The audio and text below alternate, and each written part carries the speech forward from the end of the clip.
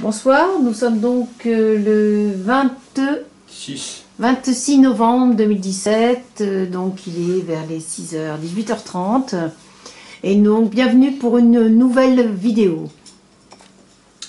Alors,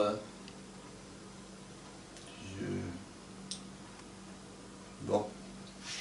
Alors, le titre c'est Attali,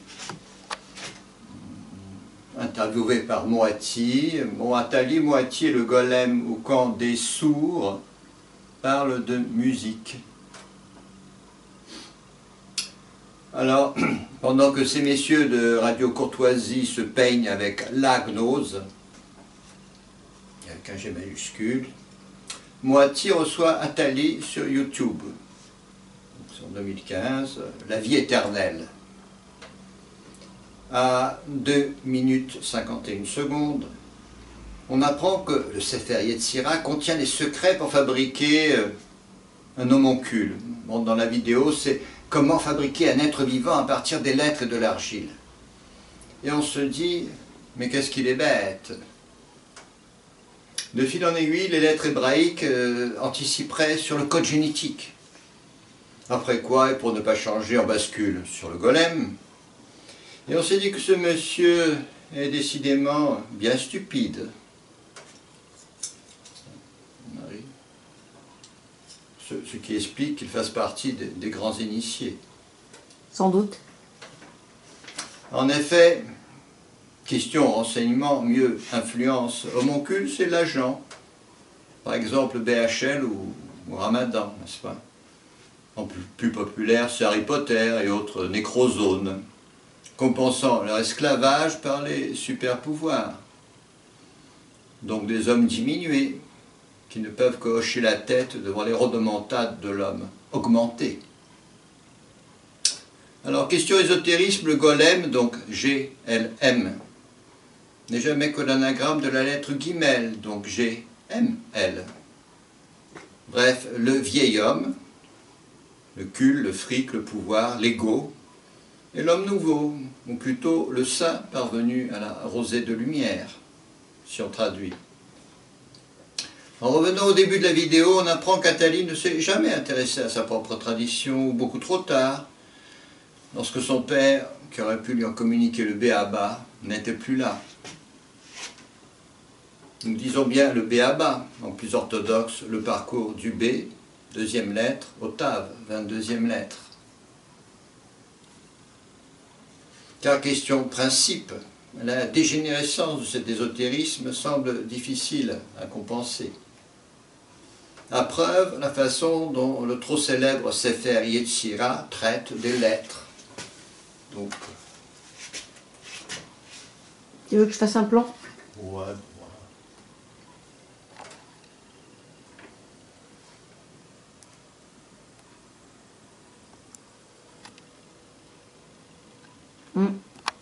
Donc, dans ce célèbre traité du 3e, 4e siècle,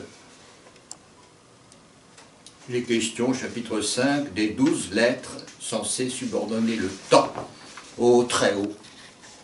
Le temps, donc, c'est le zodiaque, et ses constellations, ces 12 lettres, dont le choix souffre toutefois d'une incohérence des plus pénibles. C'est une incohérence structurelle, mais présentant l'avantage, via un calcul pour le moins curieux, de totaliser 166, donc le très haut, mais sans l'article. Nous examinerons cela un peu plus loin.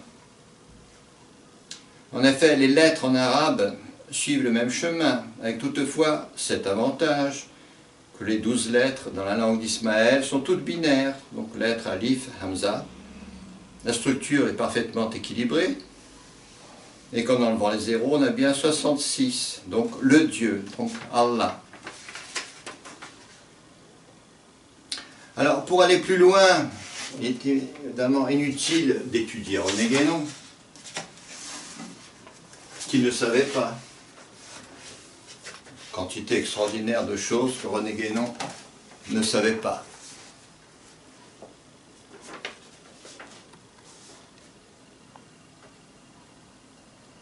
Inutile donc d'étudier René Guénon, ni de se noyer dans la littérature kabbalistique ou même soufie.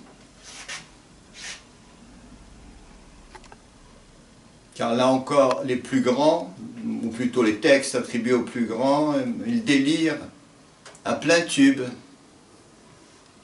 On n'en est pas encore expliqué la science des lettres sur YouTube, mais ça vient. Excuse-moi, mais là tu vas présenter 2 livres là.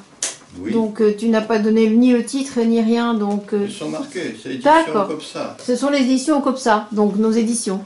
Par contre, acquérir les ouvrages proposés par les éditions COPSA. Ça demande pour un chercheur de vérité, alors, en Globish French Translation, non, puisque Seeker of the Truth, alors en français, c'est un seeker de la truffe. Ça demande donc pour un jeune de fermer un peu le clapet de son petit ego. Ou peut-être prier le tonton qui te manipule de la fermer 5 minutes. Ne fût-ce qu'on ne peut pas à la fois achérir le siècle, donc travailler, n'est-ce pas, et prétendre à l'immortalité. Ô renard habillé en moine, yogi, soufi et kabbaliste. On va examiner techniquement. Donc on va passer à un examen plus technique. Est-ce que tu veux que je commence les questions maintenant? Oui, tu y vas, oui. Donc, moi la première question que j'aurais voulu poser, donc le vieil homme et l'homme nouveau. Donc c'est du christianisme. Oui. Rosée de lumière, c'est de la Kabbale. Qu'est-ce que tu peux dire de plus? Alors, évidemment, dans le christianisme, on dira que la vision béatifique, c'est un langage chrétien, ça s'opère en fait par la rosée de lumière, c'est de la Kabbale. Donc en fait, c'est la même chose. C'est la même chose. Ouais. C'est la même chose. D'accord. Donc c'est celle dont bénéficient les mystiques? Alors cette vision béatifique, alors presque. Presque. Parce qu'ils sont quand même passablement empoisonnés par le dogme, qui est de travers. Il y a des vidéos sur le Concile de Nicée. C'est celle dont bénéficient les adeptes du LSD?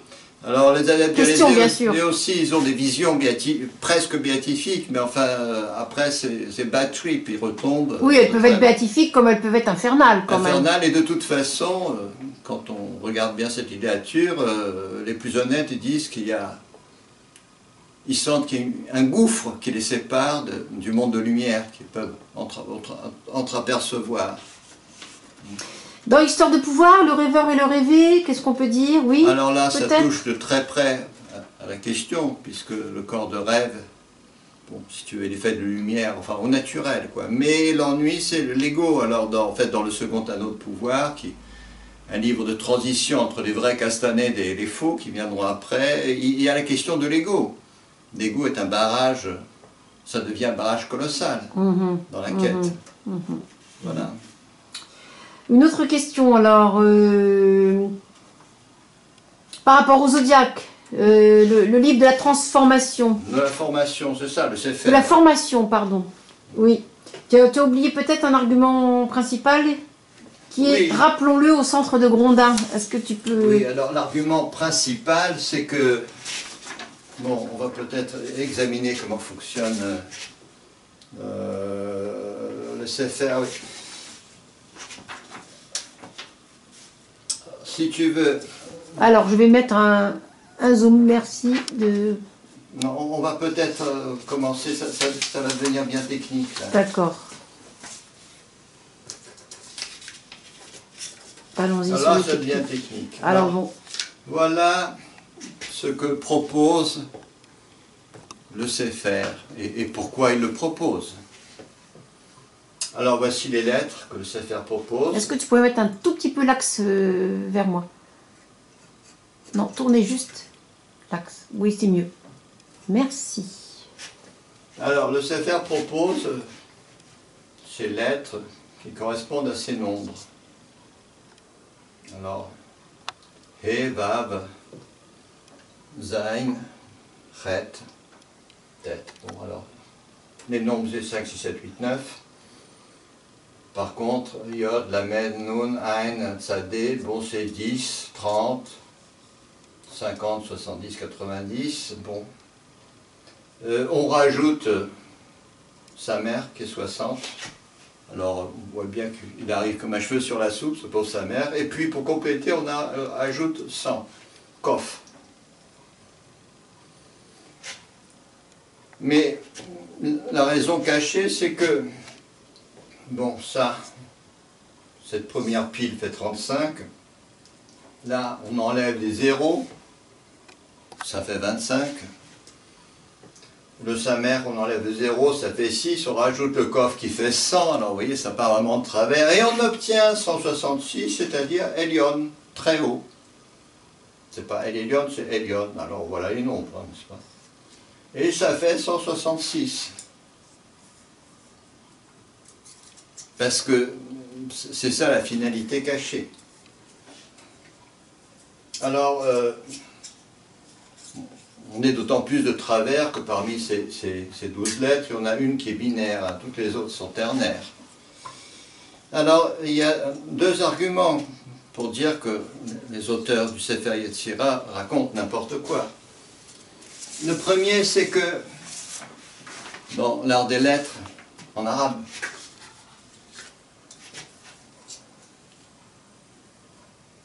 donc là, on est en arabe. En arabe.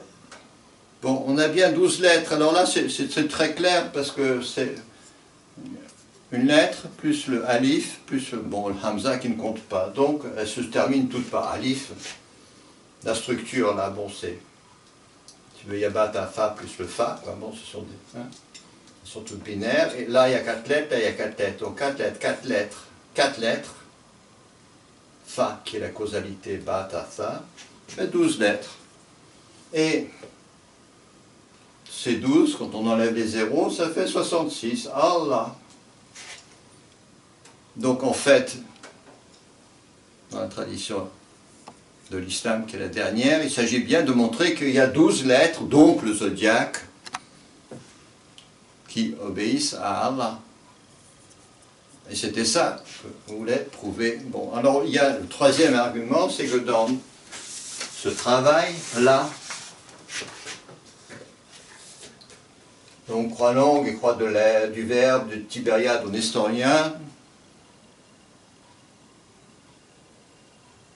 Oui. Pourquoi de Tibériade au nestorien? Parce que cette tradition, elle vient directement des apôtres. Elle passe pas, en quelque sorte, elle ne passe pas par l'Église catholique, le Concile de Nicée, quoi. Donc, on propose la vraie solution. Alors, la vraie solution, c'est presque le secret du Templier, le secret. Bon. Parce qu'en fait, les 17 lettres, vous voyez, là, ça c'est classique, la croix de Jérusalem. En fait, ça représente, bon, le centre n'est pas souligné, voilà. Les 17 lettres se disposent comme ça. L'ordre est parfait, l'ordre est extraordinaire. On combine ça, on regarde les symétries, là vous avez 3 mèmes, là vous avez 3 vaves, etc. Là vous avez Guimel, il y a M, sa mère, il y a M, Mamed, il y a M, là bon, 3 autres lettres, un vav, un vav, un vav. Alors, ce sont des ponts en quelque sorte, ça aussi. Ce sont des ponts qui permettent que les traditions... Alors oui, ça, vu comme ça. Vu comme ça, évidemment. Vu comme ça, on peut faire le pont avec d'autres traditions, parce que, si vous voulez,